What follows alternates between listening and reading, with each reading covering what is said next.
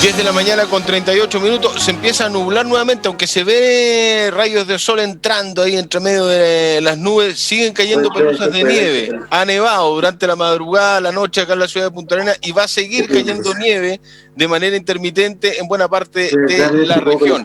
Está con nosotros, lo va a presentar y va a hacer la introducción, ya lo ve usted en pantalla, ¿no? A Norberto Cachorro Díaz. Cachorro le digo, le sigo diciendo Cachorro porque acá en Punta Arenas se conoce en Magallanes a Cachorro Díaz, no tanto a nivel central, o quizás sí, ya se lo vamos a preguntar. Está el productor de este espacio también, camino al plebiscito, Ricardo Yarzo. ¿Cómo está, mi querido Ricardo? Buen día, gusto de saludarte. Hola, buen día, Mauro. Bueno, estamos en estos programas que hemos estado desarrollando en base al camino que estamos llevando hacia una nueva constitución. Y hemos visto distintos mundos. Ha estado don Gabriel Salazar, ha estado Baradit, ha estado Luis Mesina, y hoy día vamos a tener un invitado igual de lujo, representante del mundo del trabajo, un magallánico además, pero que ha estado en las luchas sindicales y del mundo laboral toda su vida. Y es interesante saber desde ese mundo cuál es la visión y cuáles deberían ser los nuevos lineamientos o los nuevos derechos contemplados en esta Constitución. Norberto Cachorro Díaz, como lo conocemos en Magallanes, pero hoy día va a estar muy interesante la conversación porque tiene mucho que decir sobre esto y también desde la experiencia de haber sido y es un dirigente que ha estado siempre en la lucha por el resguardo de los derechos laborales. Así que nada más que decir a conversar en esta mañana. ¿Cómo estás, Norberto? Gusto de saludarte. Buenos días, bienvenido. Oye, muchas gracias. ¿Se me escucha bien? Primero probar Perfecto. La señal. Yo soy más viejo que usted, así que me tienen que ayudar con esto. ¿Se escucha bien, no? Sí, perfecto. Sí. Muy bien. Tiene el teléfono al aire. Oye, un encanto, un agrado. Les pido excusa. Yo viajo desde Concón, soy dirigente de la refinería de NAP, de la estatal, pero también en la CUT. Entonces llegué corriendo a la CUT y ahora estoy así que un saludo a todos los coterráneos, a la tierra madre. Un encanto estar, muy contento de que ustedes me inviten. La Radio Polar le tengo mucho cariño, grandes recuerdos. ¿Te siguen diciendo Cachorro a nivel central o no te conocen como Cachorro? No, sí, me siguen conociendo todavía como Cachorro acá. Menos que antes, sí, porque uno ya pinta cana, entonces como que nada que ver. Que uno un perro más viejo ya. Un perro más viejo, entonces... mordido. Algunos dicen un chancho más viejo, porque ya está más gordito con los años. Pero sí, todavía me dicen Cachorro en muchos lugares, sí. De Punta Arenas, pues, del campamento de Scout, ahí, como por los 80 fue eso. Bueno, ¿cómo vives esta previa? Estamos a 25 días justamente del plebiscito histórico, por decirlo de alguna manera. ¿Cómo lo estás viviendo? ¿Cómo lo estás trabajando? ¿Cómo lo visualizas? Bueno, yo lo visualizo con alegría, con esperanza, pero también con mucho dolor. Yo creo que llegamos a un plebiscito con mucha gente que la pasó muy mal, que está postergada, que yo creo que la pandemia un poco nos hace olvidar lo que pasaba en Chile antes. Y ustedes, los magallánicos, lo deben saber muy bien. Antes de esta pandemia, ustedes estuvieron 4, 5, 6 meses con protestas callejeras, como lo hubo en las principales avenidas del país. Yo creo que eso fue un llanto desgarrador de miseria, de injusticia, de pobreza, de malos sueldos, de gente que le falta mucho, de gente que se siente abusada. Y qué decir de los que perdieron un ojo, o de Fabiola o de Gustavo, que perdieron la visión completa. Hay 27 muertos en los 6 meses de protestas sociales. Eso es impensable en cualquier país democrático del mundo. Y se le suma la pandemia, cesantía, desprotección, un gobierno que por un lado anuncia subsidios al empleo, pero que por otro lado despide a 1.500 trabajadores en el metro, digamos. O sea, un gobierno que en el fondo borra con el codo lo que escribe con la mano. Así que con esperanza, pero con dolor. Esta tiene que ser yo creo que tiene que haber un camino para el país que signifique que en paz podamos hacer definitivamente una constitución que nos represente a todos y una constitución legítima en las cosas, porque no puede ser que bueno, ¿qué les voy a decir yo? Que el agua, que los puertos, que todo esté en manos de los privados y al final cuando hay que reconstruir el país, lo decían hoy día en la mañana, tanto la oposición como las autoridades, al final el que va a reconstruir el país va a ser el impulso del Estado. Ese va a ser lo que va a sacar adelante a Chile. Ricardo, tiene la palabra. Sí, bueno, hay varias cosas que han estado en el tapete en el último tiempo, pero quizás una hace un tiempo atrás también, que fue muy bullada y que es uno de los argumentos que uno utiliza, ¿no? Cuando habla de esta nueva constitución, es lo que ha pasado en estas famosas reformas, ¿no? Ahora nos están diciendo que pueden reformar, pero llevan 30 años y nunca han reformado nada. ¿Por qué lo harían ahora? Y una cosa muy concreta en el mundo sindical fue la titularidad sindical. Un anhelo que han tenido los trabajadores por años y que el Tribunal Constitucional declaró inconstitucional y por tanto no pudo llegar a puerto eso. Ahí hay un ejemplo concreto de cómo esta Constitución amarra y no permite que se avance en derechos sociales, a pesar de que incluso a veces había esta voluntad del mundo del legislativo. Aún así, este amarre que tiene esta Constitución, este Tribunal Constitucional, no permite que se logren los avances de los trabajadores. Mira, y sobre el Tribunal Constitucional, si me lo permite Ricardo, esta es una constitución que en lo sustantivo mantiene los pilares del plan laboral. Limita la huelga, le pone limitaciones a los servicios mínimos, a las empresas estratégicas, como llaman ellos, que les niegan el derecho a huelga. El Estado aparece en esta constitución para proteger al empleador y para desproteger al trabajador. Pero si había una pequeña ley que ayudaba en algo a los sindicatos, aun cuando nunca se ganaban los juicios, muy pocas veces, eran las prácticas antisindicales, donde se condenaba a las empresas que caían en prácticas antisindicales a no contratar con el Estado. Y el Tribunal Constitucional ha declarado que esa norma es abusiva, que se abusa con las empresas al castigarlas por no poder contratar con el Estado cuando son pilladas en una práctica antisindical. O sea, este tribunal, que es un tribunal cuya composición es una composición cueteada en el Parlamento, como está cueteado el TVN, como está cueteado Correos, como están cueteados los puertos, como están cueteadas todas las instituciones de este país, de una muy mala manera, porque al final no llega la gente mejor a dirigir las empresas públicas. Acá estamos frente a un tribunal que lo que hace es actuar contra los trabajadores y quitarle una única herramienta que le iba quedando a los trabajadores en materia de poder condenar las prácticas antisindicales. Por tanto, si yo tuviera que decirle algo a los trabajadores, cuando dicen, ¿qué tiene que ver la Constitución conmigo? Tiene que ver con muchas cosas contigo. Tiene que ver con tu salario, tiene que ver con tu derecho a organizarte, tiene que ver con tu titularidad sindical. Hoy día en Chile negocian menos de 400.000 personas en sindicatos. Y eso que después podremos contar, entre comillas, la negociación del sector público. Pero la gran mayoría de los trabajadores, 5 o 6 millones de trabajadores chilenos, no tiene sindicato, no puede negociar colectivamente, no puede aspirar a discutir de cara con el empresario cómo se reparten las utilidades, que es lo que pasa normalmente en todo el mundo para repartir la riqueza. En el mundo desarrollado, democrático, a propósito de la socialdemocracia que está tan de moda, en el mundo socialdemócrata, en Alemania, en Francia, en España, en Bélgica, en los países nórdicos, los países que han sido más inteligentes que nosotros en repartir la riqueza, 2 instrumentos se usan, 2 para repartir la riqueza en el mundo. Más impuestos, el que tiene más paga más, el que tiene menos paga menos, y lo segundo, que la gente pueda organizarse libremente en sindicatos y que pueda negociar colectivamente, porque solo a través de la participación de los sindicatos y de los trabajadores es posible repartir las utilidades. Y eso en Chile está negado por esta Constitución, porque si había algo que Jaime Guzmán quería hacer, era destruir el movimiento sindical y quitarle poder a los trabajadores. Antes, a 1973, en Chile había solo 7 grandes confederaciones. En Chile había negociación por rama, a lo menos en el sector de la agricultura. La gente recordará que los pueblos campesinos negociaban por comuna. Todo eso se perdió. Y ustedes entenderán que el empresariado no comparte utilidades sobre la base de la generosidad, sino que sobre la base de negociaciones colectivas. Ya, ahora, eso que ha impedido el desarrollo, por ejemplo, de las negociaciones colectivas de los sindicatos, de los dirigentes que defienden a sus compañeros de trabajo o a las trabajadoras o trabajadores en diversas entidades.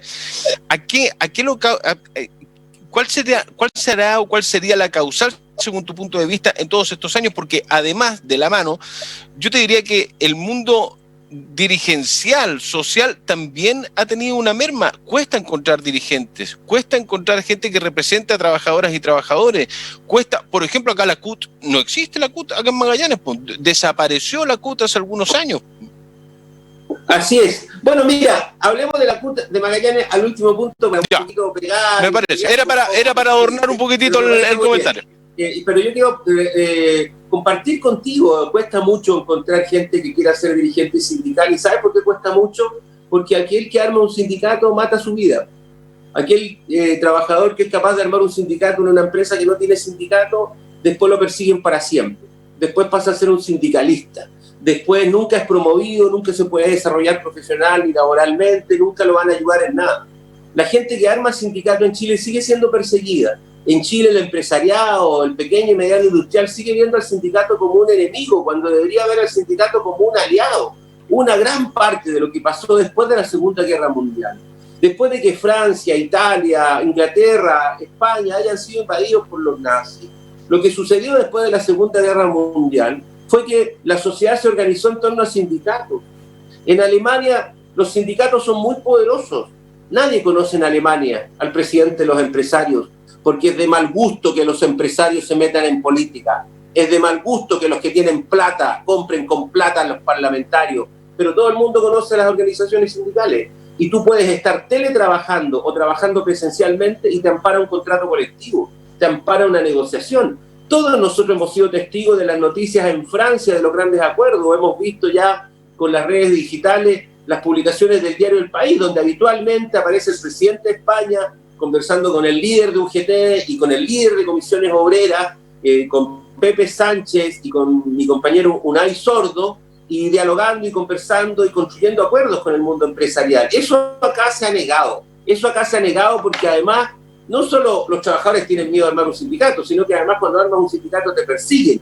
Pero además los sindicatos, estimado Mauricio, estimado Ricardo, ustedes lo saben, tienen todo, no tienen ningún poder, carecen de todo poder, son perseguidos, no son escuchados, difícilmente los medios de comunicación invitan. A menudo se usa como comodín ahora criticar a la CUT. Entonces está como de moda las redes sociales, que dónde está la CUT, que dónde está la CUT, que la CUT no está acá. Nosotros estamos como de comodín, entonces todas las culpas del mundo son la CUT. Yo le invitaría a la gente a mirar toda la página web de la CUT, nuestros medios. ¿Qué creen? La gente cree que Televisión Nacional, el 13, el Mega, la Red, invitan graciosamente a la Bárbara Figueroa cada rato a los medios de comunicación. Por favor, estimados amigos, no seamos ingenuos. Ni la Bárbara, ni yo, ni los máximos dirigentes sindicales somos invitados a los canales de televisión. Ojo, los canales de televisión siguen siendo operados por los mismos poderes fácticos, incluidos aquellos que, comillas, se dicen, comillas, progresistas. Tengo amigos míos que todavía creen que la radio cooperativa es una radio progresista, cuando la radio cooperativa es la radio del Partido del Orden. Ahí llega Óscar Landerreche, ahí llega Javiera Parada, ahí llega Bernardo Larraín Mate, el presidente de la SOFOFA, ahí llega Loreto Silva después de haber sido echada por el Contralor de ANAP porque estaba ilegalmente ejerciendo la presidencia de ANAP durante 2 años, la ex ministra de Obras Públicas, la ex ministra que negoció el puente Chacao, la ex ministra que no dijo nada con respecto a los contratos de ANAP y Alto Maipo. Y eso es transversal, ¿ah? De derecha a izquierda. ¿O alguien cree que la cooperativa es una radio revolucionaria? Hay radios que se venden como progresistas porque lucharon contra la dictadura, pero sirven a los poderes fácticos. Miren, la radio cooperativa es la radio de Genaro Regada, es la radio de los hermanitos Frey. Por tanto, es una radio que nadie podría calificar como opositora. ¿Con esto qué te quiero decir? Con esto te quiero decir que el movimiento sindical sigue siendo excluido. Miren, el gobierno hizo ayer una pauta. El gobierno hizo ayer 3 cosas. Una pauta con los camioneros en La Moneda, una conferencia de prensa con los camioneros, con un gremio de los camioneros, que cortaron las calles, que impidieron que las ambulancias pasaran, que le cortaron el tráfico a los bomberos, que molestaron a gran parte de la ciudadanía de la poca que estaba pudiendo ir a trabajar en sistemas de turno, que hicieron un paro y una huelga ilegal, deteniendo las calles. Con ellos el gobierno hace una pauta de prensa en La Moneda, lo recibe como héroe. Al ratito después, el ministro de Hacienda le va a rendir pauta a la sede de los empresarios al presidente de los empresarios. Y finalmente el presidente de los empresarios nos anuncia que él está de acuerdo en que el salario mínimo se suba poquito porque si no se estalla. ¿No les da a ustedes la sensación de que las cosas se hacen solo con los empresarios y sin los trabajadores? Alguien me va a decir, no, es que ustedes estuvieron dialogando el salario mínimo. Por favor. No fuimos a dialogar por 6 lucas. Fuimos a decirle al gobierno que el tema no es el salario mínimo, que es posible, que probablemente ellos siempre se iban a negar, sino que además del salario mínimo hay que proteger el empleo, porque este es un gobierno además que miente, este es un gobierno mentiroso, no solo egoísta y tacaño cuando ofrece 6 lucas, sino que además mentiroso, porque dice, ayer el presidente de la República, Sebastián Piñera, dijo, voy a proteger el empleo. ¿Saben cuántos despidos hay en el metro? 1.500 despidos en el metro. ¿Saben cuáles son los despidos mayoritarios? Mujeres. ¿Saben qué sueldos son? De los más bajos. ¿Saben qué pega es? De la más esencial. Son trabajadores de aseo, son trabajadores que se preocupan de la higiene, son trabajadores que están subcontratados ilegalmente por el metro, por la estatal metro, porque la subcontratación está metida en las empresas públicas y privadas en forma ilegal y en forma arbitraria, entre otras cosas por culpa de Codelco, que hizo pebre a la Dirección del Trabajo en 2006 cuando estaba dirigida por Juan Pablo Arellano, por los demócratas cristianos y los socialistas, que impugnaron a la Dirección del Trabajo dándole un daño brutal, no a la Dirección del Trabajo, a los trabajadores que tenían como único derecho la posibilidad de impugnar ante los tribunales y ante la DT que había subcontrato ilegítimo. ¿Alguien puede creer que los guardias que trabajan en la puerta del Ministerio de Hacienda no trabajan para el ministro de Hacienda? Ahí hay un subcontrato ilegal, pero todo lo... Bueno, me fui por otro lado, disculpen. Me fui por otro lado porque estas cosas son muy duras para nosotros. Entonces, ¿qué quiero decir? Que armar sindicalismo es muy difícil, es difícil encontrarlo, pero además tenéis a todo el mundo en contra. 30 años de gobierno, 25 de ellos bajo los gobiernos de la Concertación y la nueva mayoría, y las reformas laborales fueron modestas, mezquinas, tacañas. Y cuando no fueron mezquinas, modestas y tacañas, nos trataron de meter cuchufleta, porque la reforma laboral que se impulsó por Javiera Blanco desde el gobierno de Michelle Bachelet buscaba desaforar a los dirigentes sindicales, hablaba de fuerza moral o física sobre las personas o las cosas, o sea, el que insultaba a Ripley, bueno, se iba preso, bueno, y perdía además el fuero, ese tipo de cosas. O sea, yo lo que quiero decir en el fondo es que ¿quién va a querer ser sindicalista si los partidos de la oposición a veces te ayudan para defender los derechos laborales? Eso es lo que quiero decir. De alguna manera. Por ahí va, claro, exactamente. Para entender el escenario, ¿no? Y del por qué ha costado tanto, Ricardo. Sí, los temas que plantea Norberto son fundamentales porque ayudan a entender cómo es el modelo finalmente, y que es un modelo que está diseñado para eso, no es una cosa que ha sido como casual, ¿no? Quienes pensaron esto entendían que esa era la forma de poder tener a grandes masas de la sociedad controlada, entre comillas, como esclavos del sistema. Y esa esclavitud llega incluso hasta la jubilación, porque después de jubilado te dicen, no, amigo, usted puede trabajar 5 años más y así capaz que saca una mejor jubilación, y siendo que todos sabemos que eso no es así, ¿no? Entonces te tienen toda tu vida, y después de que terminó tu vida laboral también metido en este modelo, pues, y eso es lo que hay que cambiar. Y hay varias cosas, o sea, también hay temas que son súper relevantes y me gustaría igual conocer la opinión de Norberto, porque muchas veces se usa como chantaje esto de si ustedes no dejan que las empresas produzcan, va a haber desempleo. Y eso es como un argumento que tiran siempre sobre la mesa.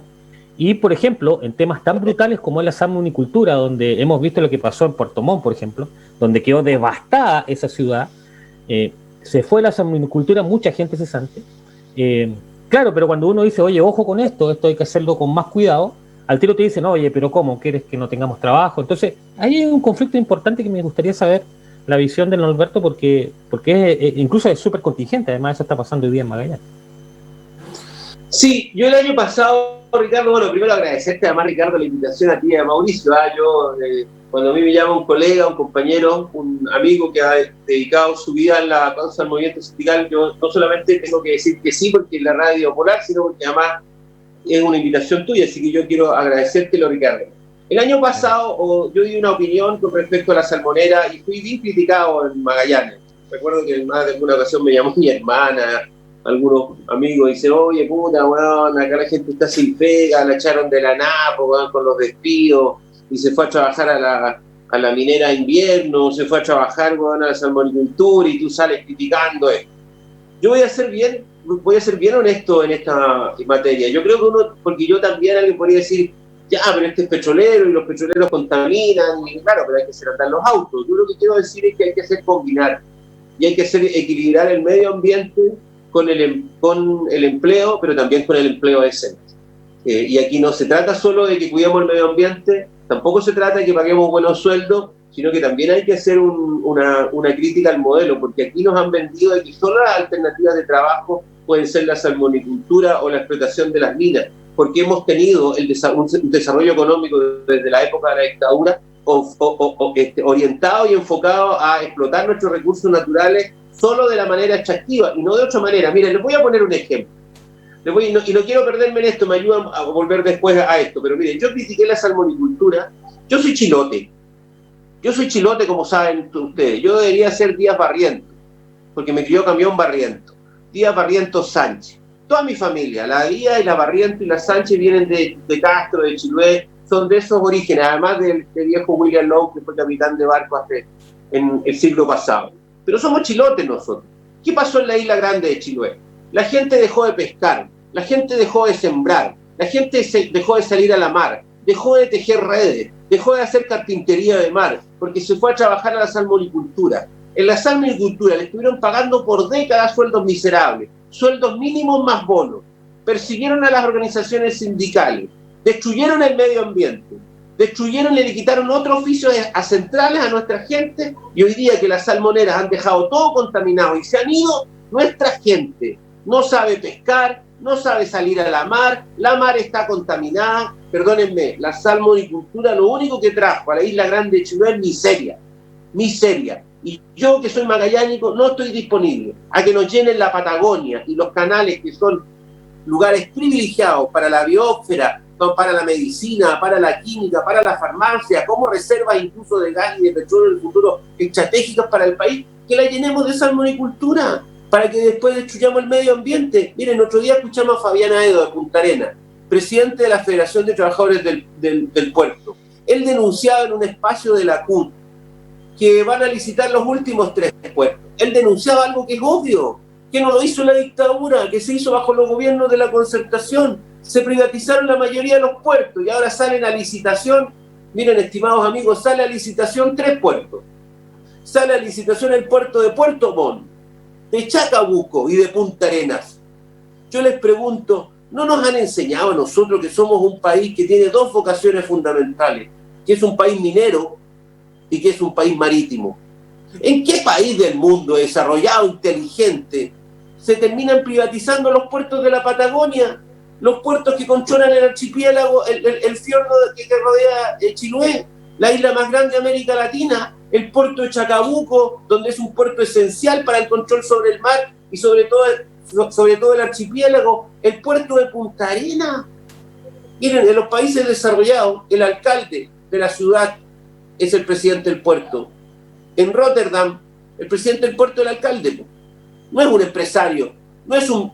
Acá podría ser el ministro o el Seremi de Transporte, pero terminamos con el puerto privatizado, cuando el puerto de Punta Arenas es estratégico. El puerto de Punta Arenas y la zona de Magallanes es una zona geopolítica estratégica para el desarrollo nacional, por sus reservas naturales, porque está la Patagonia ahí. Miren, Patagonia hay una sola, no hay otra Patagonia en otro lugar del mundo. ¿Cómo se les ocurre que esas cosas que son estratégicas, los alemanes, los franceses, la gente más desarrollada, que ha pesado por otras miserias, que se ha comido 2 guerras mundiales, no tendría los puertos en manos privadas?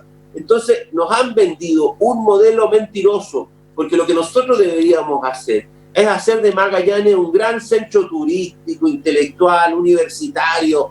Hay muchas cosas que hacer, además de explotar el carbón y además de contaminar los mares con salmonicultura. Norberto, lamentablemente se nos acabó el tiempo. Me gustaría seguir conversando, Ricardo también, ¿no? Pasa volando el bloque, pero sí, me tengo que ir al corte, a ver si brevemente me puedes decir, ¿va a tener presencia la CUT en algún momento en Punta Arenas después de ausencia de tantos años? La gente lo está preguntando también por redes sociales. Bueno, eso se lo tienen que preguntar a los dirigentes de los sindicatos afiliados de la CUT. De eso tiene que responder el sindicato de NAP, la ANEF, la Confusan. Eso no tienen que responder los dirigentes nacionales. Ya está bueno que se saquen el pillo con la dirigencia nacional. Se lo digo yo como amigo, como hermano y como dirigente de la CUT. Si no hay CUT allá es porque las organizaciones afiliadas allá no fueron capaces de colocarse de acuerdo, porque la responsabilidad que exista CUT allá es de sus organizaciones afiliadas. A la CUT no hay que preguntar llegando ¿qué me pone a mí la CUT? Lo que uno tiene que hacer es ¿qué le pongo yo a la Central Unitaria de Trabajadores para defender a los trabajadores? Así se actúa en el movimiento sindical, con todo cariño y afecto, y espero lo antes posible ir para abrazar a mi madre, a mi hermana y bueno, y para resolver este tema de la CUT. Oye, gracias por la invitación. Tirón de oreja a los dirigentes y a las dirigentes. Va a haber respuesta a aquello seguramente en la próxima hora. Veamos qué dicen. Norberto, un abrazo. Muchas gracias por acompañarnos. Ricardo, grande, como siempre. Chao, nos vemos el otro miércoles. Gracias, chao, Norberto. Ricardo. Chao.